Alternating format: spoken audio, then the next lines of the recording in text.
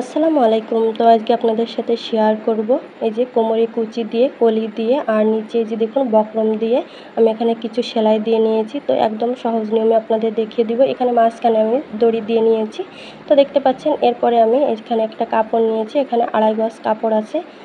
তো দেখতে পাচ্ছেন এই কাপড়টা এখন আমি সম্পূর্ণ মেলে দুটি ভাঁজ দিয়ে তারপরে আমি 4 পার্ট করে নিব। তো বন্ধুরা, আমার চ্যানেলে নতুন হয়ে থাকলে অবশ্যই চ্যানেলটি সাবস্ক্রাইব করে দিবেন, পাশে থাকা বেল বাটন অন করে দিবেন নতুন নতুন ভিডিও দেখার জন্য। আর যারা অলরেডি সাবস্ক্রাইব করে দিয়েছেন তাদেরকে অসংখ্য ধন্যবাদ। ভিডিওটি ভালো লাগলে অবশ্যই লাইক, কমেন্ট, শেয়ার করে দিবেন। আর ভিডিওটি কেমন হয়েছে অবশ্যই কমেন্ট করে জানাবেন।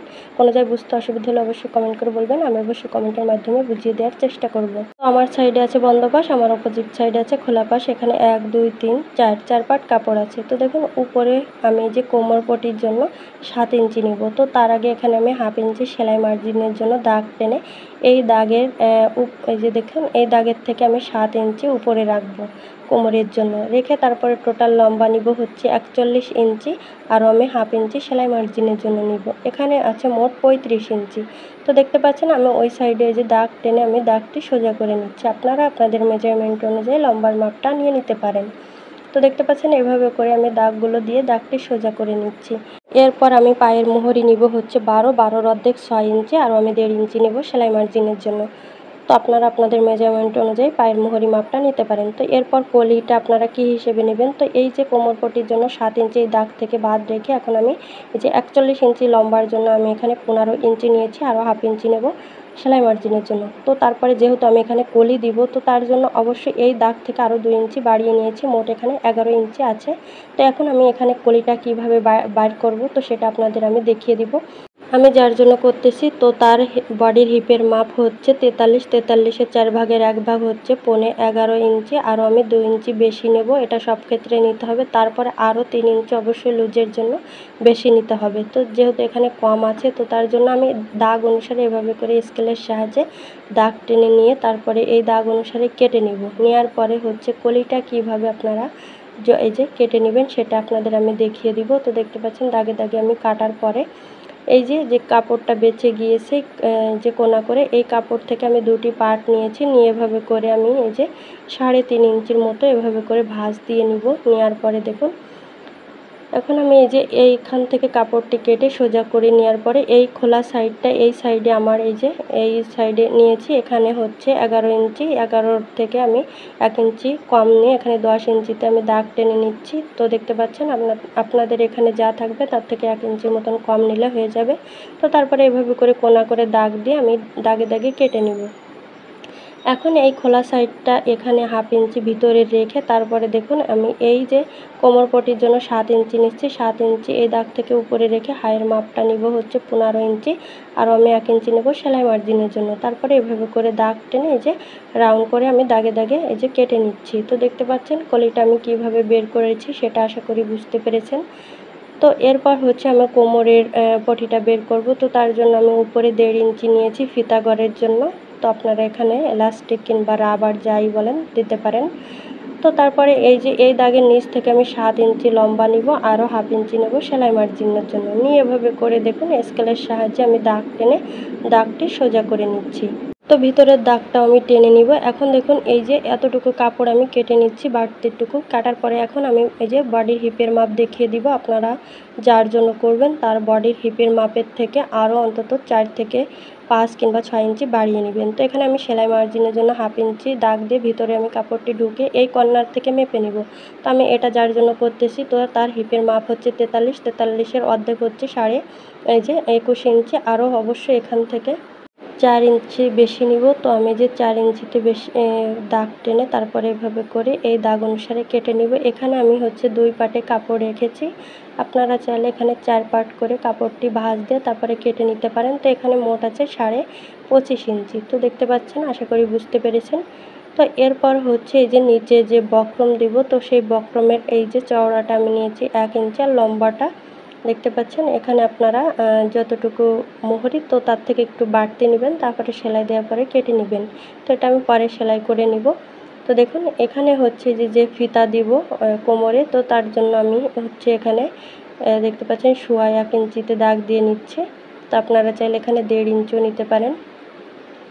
তো এভাবে করে এই যে দাগ টেনে তারপরে এই দাগে দাগে আমি এই যে কেটে নিব।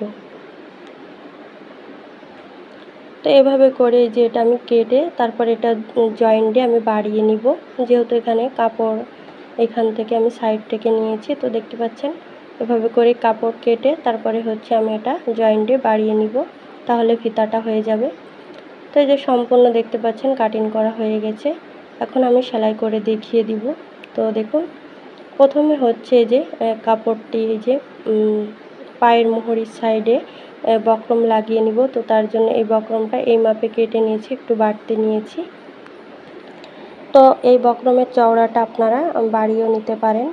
তো আমি এখানে 1 ইঞ্চি নিয়েছি। এখন একটা কাপড় নিব, কাপড়ের এই সাইডে 1/2 ইঞ্চি রেখে এভাবে করে এর উপরে সেলাই করে নিব। আপনারা অবশ্যই উল্টা পিঠে এই বক্রমটা সেলাই করবেন। তো দেখতে পাচ্ছেন আমি উল্টা সাইডে এরপরে রেখে তারপরে সেলাই করে নিব। এরপরে এই দেখুন এই কর্নারে আমি 1/2 ইঞ্চি এভাবে করে মুড়িয়ে এর উপরে সেলাই করে নিচ্ছি।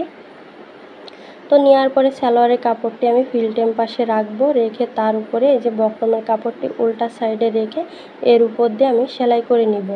তো নেওয়ার পরে এভাবে করে উল্টিয়ে ফিল্টেম পাশে এভাবে নখ দিয়ে একটু চেপে তারপরে এভাবে ভাঁজ দিয়ে বক্রমটি উল্টা সাইডে নিয়ে দেখুন এখানে টেনে টেনে সুন্দর করে পাশে সেলাই দিয়ে দিব। এখানে যাতে কাপড়টি ঘুচিয়ে না থাকে সেদিকে খেয়াল রাখতে হবে। তো দেখুন আমি একটি সেলাই দেওয়ার পরে 1 সুত পরিমাণ সরিয়ে আরও আমি 4 থেকে এই যে 5টা সেলাই দিয়ে নিব। তো দেখতে পাচ্ছেন এভাবে করে আমি 1 সুত পরিমাণ সরিয়ে সরিয়ে 5টা সেলাই দিয়ে নিচ্ছি।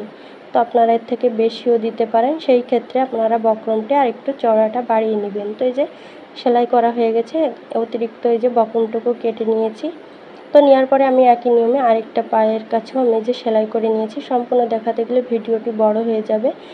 এই যে দেখতে পাচ্ছেন এখন আমি কলিটা লাগাবো। তো আমি এই যে সালোয়ারের কাপড়টি ফিল্টেম পাশে রাখবো।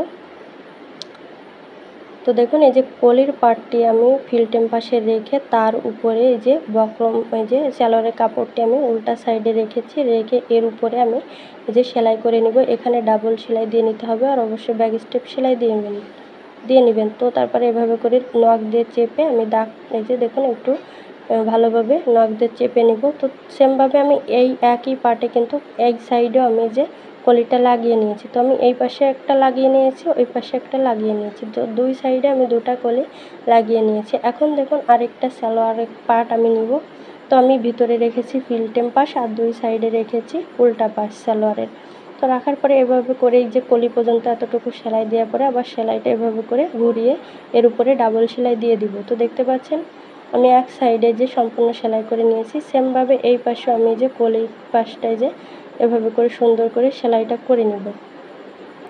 তো আশা করি বুঝতে পেরেছেন আপনারা কলিটা কীভাবে যে কাটিং এবং সেট করবেন সেটি আপনাদের এই যে বোঝাতে পেরেছি। যদি কোনো জায়গায় বুঝতে অসুবিধা হয় অবশ্যই কমেন্ট করে বলবেন, আমি অবশ্যই কমেন্টের মাধ্যমে বুঝিয়ে দেওয়ার চেষ্টা করব। আর যদি আপনারা এই যে ভিডিওটি টেনে টেনেও দেখতে পারেন তাহলে আপনারা আরও বুঝতে পারবেন, সুবিধা হবে। তো এরপর দেখুন এই যে আমি কলিটা 2টাই আমি সেট করে নিয়েছি। এখন পায়ের মোহরি হচ্ছে 12 অর্ধেক হচ্ছে 6 ইঞ্চি। তো আপনারা আপনাদের মেজারমেন্ট অনুযায়ী মাপগুলো নিয়ে নিতে পারেন। তো আপনারা এর থেকে বাড়িয়েও নিতে পারেন। তো আমি এখানে 6 ইঞ্চিতে দাগ দিয়ে এভাবে করে সালোয়ারের কাপড়টি উল্টা সাইডে রেখে এর উপর দিয়ে আমি সেলাই করে নিব। 2টি কাপড় অবশ্যই সমান করে ধরে তারপরে সেলাইটা করে নিতে হবে, আঁকপাত যাতে না হয়। তো দেখুন আমি এই যে একটি সেলাই যে এভাবে করে সম্পূর্ণ এই সাইডেও আমি একই মাপ দিয়ে নিব 6 ইঞ্চিতে। তো আপনারা সবসময় মেপে কাজ করবেন। তো আমি একটি সেলাই দিয়ে নিয়েছি, সেমভাবে আমি এর উপর দিয়ে আরেকটা সেলাইও দিয়ে নিব। অবশ্যই এখানে কিন্তু ডাবল সেলাই দিয়ে নিতে হবে। তো দেখতে পাচ্ছেন আমি এখানে যে 2টি সেলাই একই নিয়মে দিয়ে নিচ্ছি। তো এই যে এখন আমি সালোয়ারের কাপড়টি উল্টিয়ে ফিল্টেম করে নিব, নেওয়ার পরে কোমরের পটিটা জয়েন দিব। তো তার আগে দেখতে পাচ্ছেন কলিটা আমি কত সুন্দর করে সেট করে নিয়েছি। এখন কোমর পটিটা আমি যে সেলাই করব। তো তার আগে আমি এই জয়েন্টটা আগের থেকে দিয়ে নিয়েছি, আর এইখানে আমি যেহেতু ফিতা ঘর তৈরি করব তো তার জন্য উপর থেকে 1.5 ইঞ্চি নিয়েছি আর তারপরে 1 ইঞ্চি নিয়েছি, নিয়ে এই যে 1.5 ইঞ্চি পর্যন্ত ভালোভাবে এই যে ব্যাক স্টেপ সেলাই দিয়ে নিতে হবে। তো তারপরে এই 1 ইঞ্চি গ্যাপ রেখে তার নিচ থেকে আবার এই যে এতটুকু সেলাই করে নিব। এখানে আমি 1 ইঞ্চি কিন্তু গ্যাপ রেখেছি। তো এই যে ভিতরে এখন দেখুন আমি এই যে কাপড়টি এভাবে করে মেলে তারপরে এই যে কাপড়ের ভাঁজটা এভাবে করে উল্টিয়ে এর পাশটা আমি একটা সেলাই দিয়ে এই যে এইখানটা আমি কাপড়টি আটকে নিয়েছি। নেওয়ার পরে দেখুন কোমরে আমি এখানে এই যে 1.5 ইঞ্চি নিয়েছিলাম বেশি, সেই 1.5 ইঞ্চি আমি এভাবে করে 1 ইঞ্চি নিব আর 1/2 ইঞ্চি নিব, নিয়ে এভাবে করে দাগ দিয়ে এর উপরে আমি সেলাই করে নিব। আপনারা চাইলে এখানে চক দিয়ে দাগ দিয়ে তারপরে কাজটি করতে পারেন। দেখতে পাচ্ছেন এভাবে করে সম্পূর্ণ কিন্তু আমি সেলাইটা করে নিব। তো এভাবে করে যে 1/2 ইঞ্চি মুড়িয়ে তারপরে এই যে 1 ইঞ্চির মতন চওড়া রেখে এভাবে করে সম্পূর্ণ আমি সেলাইটা করে নিচ্ছি। এই যে সম্পূর্ণ সেলাইটা করা হয়ে গেছে। এখন দেখুন আমি এই যে কোমর পটিটা কাপড়টি আমি উল্টা সাইডে রাখবো, রেখে এভাবে করে দুটি ভাঁজ দিয়ে এখানে কেটে নিব। নেওয়ার পরে আরেকটা ভাঁজ দিয়ে এখানেও আমি একটু কেটে নিব, যাতে আমার কুচি দিতে সুবিধা হয়। তো তারপরে এভাবে করে দেখুন আমি মাঝখানে ফিতাটা দিব। তো তার জন্য আমি মাঝখানে এই যে সেই জয়েন্টটা রেখেছি, রাখার পরে এই যে দেখতে পাচ্ছেন আমি সালোয়ারের কাপড়টি ফিল্টেম পাশে রেখেছি, আর এই যে কোমর পটির কাপড়টি উল্টা সাইডে রেখে এই যে কোমর পটির ভিতর দিয়ে সালোয়ারের কাপড়টি ঢুকিয়ে তারপরে এখানে কিছু কুচি দিয়ে দিব। এখানে অল্প অল্প কুচি হচ্ছে, তো যতটুকু হয় আমি সেই লেভেলে এভাবে করে কুচিগুলো দিয়ে নিব। তো দেখতে পাচ্ছেন, আর আপনারা চাইলে আগের থেকে কুচিগুলো করে নিতে পারেন। আমি একসাথেই এই যে কোমর পটির সাথে একসাথেই জয়েন দিয়ে নিচ্ছি। তো দেখতে পাচ্ছেন এভাবে করে যে সম্পূর্ণ কুচিগুলো দিয়ে নিয়েছি। এভাবে করে দিলে কি হয়, আমি যে চিহ্নগুলো দিয়ে নিয়েছি সেই চিহ্ন অনুযায়ী করলে অ্যাকুরেট হয়, কম বেশ হয় না। এর উপরে আমি ডাবল সেলাই দিয়ে নিচ্ছি। তো দেখতে পাচ্ছেন, তো এই যে সম্পূর্ণ সেলাই করা হয়ে গেছে। এখন আমি ফিতাটা তৈরি করে নিব। তো আপনারা অবশ্যই ফিতাটা পারবেন। তো দেখতে পাচ্ছেন এটা হচ্ছে ফিতা ঘর। তো এই যে এখানে আমি জয়েন্ট দিয়ে বাড়িয়ে নিয়েছি। এখন প্রথমে এভাবে দুটি ভাঁজ দিয়ে তারপরে এই সাইডেরটা একটু ভাঁজ দেবো, ওই পাশেরটা একটু ভাঁজ দিয়ে এরপরে আরেকটা ভাঁজ দিয়ে এর উপর দিয়ে সেলাই করে নিব। তো এই যে সম্পূর্ণ আমি যে এভাবে করে সম্পূর্ণ সেলাইটা করে নিচ্ছি। তো বন্ধুরা, আমার চ্যানেলে নতুন হয়ে থাকলে অবশ্যই চ্যানেলটি সাবস্ক্রাইব করে দিবেন, পাশে থাকা বেল বাটন অন করে দিবেন নতুন নতুন ভিডিও দেখার জন্য। আর যারা অলরেডি সাবস্ক্রাইব করে দিয়েছেন তাদেরকে অসংখ্য ধন্যবাদ। ভিডিওটি ভালো লাগলে অবশ্যই লাইক কমেন্ট শেয়ার করে দিবেন, আর ভিডিওটি কেমন হয়েছে অবশ্যই কমেন্ট করে জানাবেন। কোনো জায়গায় বুঝতে অসুবিধা হলে অবশ্যই কমেন্ট করে বলবেন, আমি অবশ্যই কমেন্টের মাধ্যমে বুঝিয়ে দেওয়ার চেষ্টা করব। সবাই ভালো থাকবেন, আমার জন্য দোয়া করবেন। আল্লাহ হাফেজ।